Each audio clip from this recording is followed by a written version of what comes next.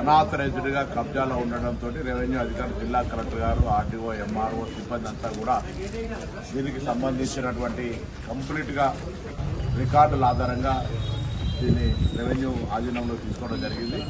ఇక్కడ ఒక మంచి ప్రజలకు ఉపయోగపడే విధంగా దీన్ని తీర్చిదిద్దడానికి గౌరవ ముఖ్యమంత్రి గారు నిర్ణయం చేసినారు. ఈ స్థలం అంతా కూడా ప్రజలు ఉపయోగార్థం ఉపయోగించడం జరుగుతుంది. ఈ యొక్క స్థలం సేకరించేందుకు నేను జిల్లా కలెక్టర్ గారిని, అదేవిధంగా ఆర్డీఓ, ఎంఆర్ఓ వీళ్ళందరూ కూడా అభినందిస్తా ఉన్నాం. జిల్లా ఇన్ఛార్జి మంత్రిగా రాష్ట్ర ప్రభుత్వం తరఫున మేయర్ గారు కూడా పూర్తిగా సహకరించినారు.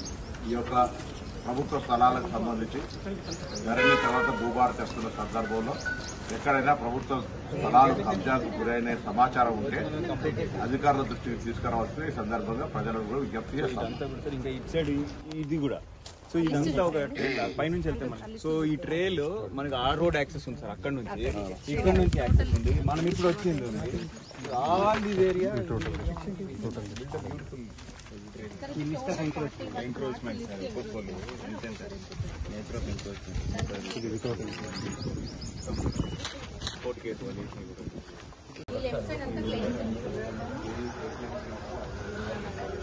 ఇక్కడ పర్సంటేజ్ తీసుకుంటే మనకి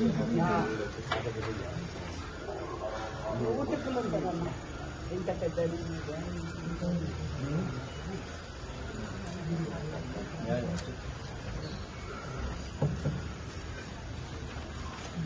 సో అక్కడ నుంచి కూడా మనం ఒక ఎంట్రన్స్ గేట్ పెట్టుకోవచ్చు సార్. ఇక్కడ నుంచి పబ్లిక్